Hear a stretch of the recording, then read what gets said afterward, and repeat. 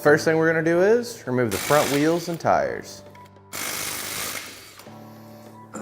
Then we're gonna disconnect the tie rod end from the knuckle by removing the cotter pin and then the castle nut.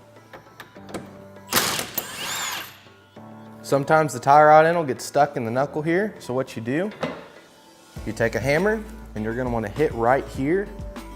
You don't wanna hit the tie rod and you don't wanna hit the threads, just in case you wanna reuse your factory tie rods.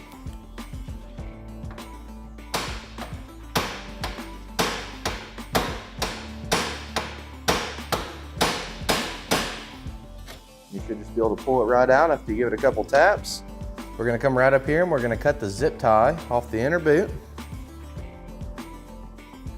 Then we're gonna grab our big channel locks and remove the inner ball and socket from the rack. Once you have it loose, you'll just wanna thread it all the way out. Then you'll just wanna sit this aside. Next, we're gonna grab our provided inner ball and socket and apply some Loctite to the threads. We're gonna go ahead and thread the inner ball and socket into the rack and pinion, same place that we removed the factory one. Once you have the inner ball and socket threaded into the rack and pinion, you're gonna wanna go ahead and fully tighten it. It's a 33mm wrench. If you don't have a 33mm wrench, you can use an adjustable wrench. And you'll wanna get this as tight as you can possibly get it. All right, side's tight. Next, we're gonna grab one of our boots. We're gonna install it to the inner ball and socket and to the rack and pinion. First, we're gonna go ahead and remove the nut off of the inner ball and socket. Once it's removed, we're gonna take our boot and a little bit of lubricant and just spray it down in there. Just make sure you get it right around this portion here. We're just gonna take the boot, slide it over the stud, onto the rack and pinion. I like to get one side lipped up on top and just kind of rotate it. And as you rotate it around, just kind of push until it slides up on top. That's what that lubricant does. It helps it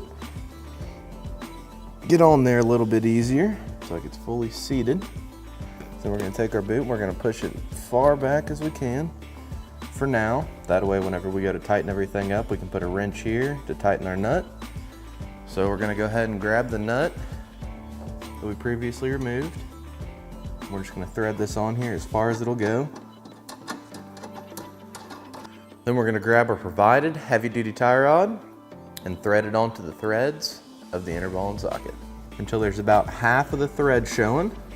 So that looks about right there. Go ahead and put a zip tie on the inner boot here where it attaches to the rack and pinion. And make sure you get that nice and tight. And go ahead and cut off the excess. At this time, go ahead and place a zip tie on the outer portion of the boot as well. Next, we're gonna grab our tie rod end. We're gonna take the nut. This is left-handed thread, and we're just gonna thread it all the way down. And we're gonna come over here to the tie rod. We're gonna start threading it in. And again, we're just gonna wanna get it about halfway. That way it's about the same as the opposite side. Grab your tie rod end hardware. You're gonna have a tapered stud, a misalignment bushing, a flat washer, 2 castle nuts, and a cotter pin. We're gonna take the tapered stud and we're gonna put it so the tapered portion is going down into the knuckle here. Then we're gonna grab our flat washer, slide it on, then the castle nut. So you'll wanna get that as tight as you can. Then we're gonna take our tie rod, we're gonna sit it down onto the stud. You'll wanna get it as close as you possibly can to having the rotor straight. We're gonna grab our misalignment bushing, drop it right down on there. Grab our other castle nut, and we'll go ahead and fully tighten this as well. Once you have both of your castle nuts started, go ahead and fully tighten them until the cotter pin holes line up. So slide it through. Then you'll want to do the same thing on the bottom castle nut. Then repeat all the steps for the opposite side. The next step is to go through, make sure all your hardware is fully tightened, and then reinstall your wheels and tires. Once you have the machine sat down on the ground, you're going to want to roll it out to make sure that the suspension is settled. Once you've done that a few times, you're going to want to come to the steering wheel, make sure it's straight. Then we're going to start checking the toe. We have Aaron here helping us today. Aaron, if you would, take your side of the tape measure and hold it on the center line of the tire in the front. Looks like we're right at 50 1/4. Now we're going to do the same thing on the back side of the tire. Looks like we have the same measurement back here. All right, so it looks like our measurement's good to go. If you had to make an adjustment, the awesome thing about SuperATV's heavy-duty tie rods is that they're double adjustable. So all you'd have to do is just loosen your jam nuts, grab a hold of the tie rod, and turn it either way, depending on what you needed to do. If you needed to move it out, you're gonna screw it towards the front of the machine. If you need to tow it in, you're gonna screw it back.